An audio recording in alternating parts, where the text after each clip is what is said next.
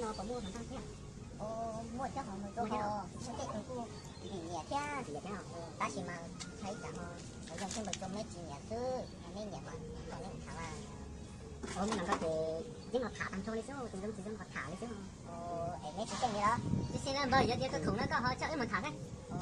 Mua cho họ một cái khu trồng tự kia rồi con nhẹ cho họ, nên giờ thả con nhẹ mà tao cái đấy. Nên lấy cái nó con nhẹ lên cái chỗ mà thả kia, lên đấy là, có lấy cũng tao cho. Tốt. Thấy rồi. Nhưng mà nó thế tại vì cho thấy mình thấy rồi, chứ không còn nhận. Con tụi ta này không còn nhận. Nhưng cũng được không? Dạ. Các bạn có nước trẻ à?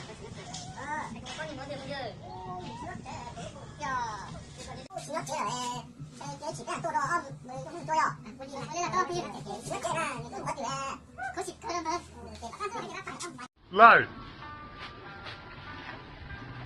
Không.